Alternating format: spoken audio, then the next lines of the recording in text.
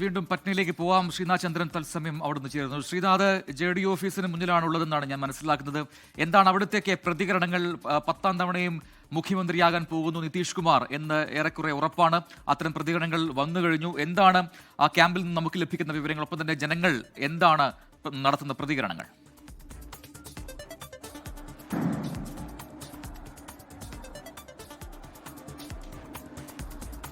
പ്രജിൻ, ഈ തെരഞ്ഞെടുപ്പ് ഫലം വന്നതിന് ശേഷം ആദ്യത്തെ ആഘോഷ പരിപാടികൾ നമ്മൾ കണ്ടത് JDU ക്യാമ്പിലാണ്. BJP ഓഫീസിനേക്കാൾ മുൻപ് ആഘോഷ പരിപാടികൾ പട്നയിലെ ഈ JDU ഓഫീസിൽ വെച്ച് നടക്കുന്നുണ്ടായിരുന്നു. അവിടെ പടക്കം പൊട്ടിച്ച് മധുരം വിതരണം ചെയ്തൊക്കെ ആഘോഷം പങ്കുവയ്ക്കുന്നു. പ്രധാനപ്പെട്ട നേതാക്കൾ എത്തിയിട്ടില്ല, അവരൊക്കെ എത്തുന്നതേ ഉള്ളൂ. കുറച്ചുകൂടി കാത്തിരിക്കാം എന്നതാണ് അവരുടെയൊക്കെ ഒരു നിലപാട്. അത് കുറച്ചുകൂടി കഴിഞ്ഞതിന് ശേഷം അവരിങ്ങോട്ട് എത്തും. നിതീഷ് കുമാർ എത്തുന്നതിനെ കുറിച്ച് ഏതായാലും ഇതുവരെ ഒരു അറിയിപ്പും വന്നിട്ടില്ല. ഇതിന് നേരെ എതിർവശത്താണ്, ഈ റോഡിന് നേരെ എതിർവശത്താണ് RJDയുടെ ഓഫീസ്. അവിടെ രാവിലെ മുതൽ വലിയ തോതിൽ പ്രവർത്തകർ എത്തിയിരുന്നു. പക്ഷെ അവരൊക്കെ ഈ ഫലം വന്ന് തുടങ്ങിയതോടെ അവരുടെ മുഖത്തൊക്കെ നിരാശയ്ക്ക് വഴിമാറി. നേരത്തെ നമ്മൾ കണ്ട വാർത്തയിൽ പറഞ്ഞതുപോലെ ഈ മഹാസഖ്യത്തിലെ പാർട്ടികളുടെ സ്ട്രൈക്ക് റേറ്റ് പറയുന്നത് പോലും വളരെ പരിതാപകരമാണ്. കാരണം ഈ സ്ട്രൈക്ക് റേറ്റ് എന്നൊന്ന് പറയാനുള്ള സാഹചര്യം പോലും ഇല്ലാത്ത വിധം അവർ തകർന്നടിഞ്ഞു എന്നതാണ് ഇപ്പോഴത്തെ ഒരു സാഹചര്യം. RJDക്ക് പോലും പിടിച്ചു നിൽക്കാൻ കഴിഞ്ഞില്ല എന്നത് വളരെ കൗതുകരമാണ്. ഒരുപക്ഷെ നമ്മൾ വലിയ തിരിച്ചടി മഹാസഖ്യത്തിൽ ഉണ്ടായാലും RJD കഴിഞ്ഞ തവണ കണ്ടതുപോലെ ഒരു ഈ വലിയ തിരിച്ചടി ഇല്ലാതെ ഒന്ന് പിടിച്ചു നിൽക്കുമായിരിക്കും എന്ന് വരെ തോന്നിയതാണ്. പക്ഷേ അതുപോലും ഉണ്ടായില്ല. RJD പോലും കനത്ത തിരിച്ചടി നേരിട്ടു. കോൺഗ്രസിന്റെ കാര്യം പറയാൻ വയ്യ. ഇപ്പോൾ 3 സീറ്റിൽ മാത്രമാണ് കോൺഗ്രസ് ലീഡ് ചെയ്യുന്നത്.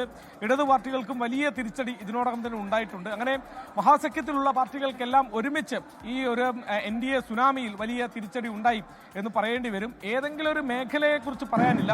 സംസ്ഥാനത്തെ എല്ലാ മേഖലകളും, ചമ്പാരൻ, മഗധ അടക്കമുള്ള എല്ലാ മേഖലകളും ഒരുമിച്ച് NDA ക്യാമ്പിലേക്ക് NDAക്കൊപ്പം നിന്നു എന്ന കാഴ്ചയാണ് നമുക്ക് കാണാൻ കഴിയുന്നത്. അതിൽ തന്നെ ഏറ്റവും വലിയ നേട്ടമുണ്ടാക്കിയത് സ്വാഭാവികമായും JDU ആണ്. അതുകൊണ്ടാണ് ആദ്യത്തെ ആഘോഷം JDU ക്യാമ്പിൽ തന്നെ തുടങ്ങിയത്. ടൈഗർ സിന്ദാ ഹേ എന്ന പോസ്റ്ററുകൾ JDU ഓഫീസിന് മുന്നിൽ പുതുതായി ഇന്നലെ ഒന്ന് കൊണ്ടുവച്ചതാണ്. ഇന്നിപ്പോൾ രാവിലെ 3-4 പോസ്റ്ററുകൾ അധികമായി കൊണ്ടുവച്ചത് നമ്മൾ കണ്ടു. നിതീഷ് കുമാർ വീണ്ടും ഒരിക്കൽ കൂടി അധികാരത്തിലേക്ക് മുഖ്യമന്ത്രിയായി വരുന്നു, കൂടുതൽ അധികാരത്തോടെ മുഖ്യമന്ത്രിയാകുന്നു എന്നതാണ് അതിൻ്റെ ഒരു പ്രത്യേകത. മന്ത്രിസഭയുടെ ഘടനയടക്കമുള്ള കാര്യങ്ങളിലേക്ക് കടക്കുമ്പോൾ, ആ ചർച്ചകളിലേക്ക് കടക്കുമ്പോൾ നിതീഷ് കുമാർ കൂടുതൽ അധികാരവും കൂടുതൽ ബലവും നൽകുന്ന തെരഞ്ഞെടുപ്പ് ഫലമാണ് യഥാർത്ഥത്തിൽ ഇപ്പോൾ വന്നിട്ടുള്ളത്. നേരത്തെ 2 ഉപമുഖ്യമന്ത്രിമാരെ BJP നിയോഗിച്ച് നിതീഷ് കുമാറിന്റെ ഭരണത്തെ നിയന്ത്രിച്ചത് യഥാർത്ഥത്തിൽ BJP ആണ് എന്ന് പറയേണ്ടി വരും. നിതീഷ് കുമാറിന്റെ ഇമേജ് ഉപയോഗപ്പെടുത്തുമ്പോഴും അധികാരം യഥാർത്ഥത്തിൽ BJPയുടെ കൈകളിൽ തന്നെയായിരുന്നു ഒരു തരത്തിൽ നോക്കുമ്പോൾ. പക്ഷേ ഇനിയിപ്പോൾ അത് സാധ്യമാകുമോ എന്നത് കണ്ടറിയേണ്ടി വരും. നിതീഷ് കുമാറിന് കൂടുതൽ വിലപേശൽ ശക്തി ഈ തെരഞ്ഞെടുപ്പ് നൽകുന്നുണ്ട്. ഇപ്പോൾ ഏറ്റവും ഒടുവിലെ കണക്ക് പരിശോധിക്കുമ്പോൾ കഴിഞ്ഞ തെരഞ്ഞെടുപ്പിൽ കിട്ടിയതിനേക്കാൾ ഇരട്ടിയോളം, അവർ സ്വപ്നം കണ്ടതിനേക്കാൾ വലിയ വിജയത്തിലേക്ക് JDU പോയി എന്നതാണ് ഈ തെരഞ്ഞെടുപ്പിൽ ഏറ്റവും ശ്രദ്ധേയമായ കാര്യങ്ങൾ. 2 കാര്യങ്ങളാണ്. ഒന്ന്, JDU വമ്പൻ വിജയം നേടുന്നു, ഒപ്പം RJD വമ്പൻ തിരിച്ചടി നേരിടുന്നു എന്നതാണ് ഈ തെരഞ്ഞെടുപ്പിന്റെ ഫലത്തെ നിർണ്ണയിക്കുന്നതിൽ പ്രധാനപ്പെട്ടത്.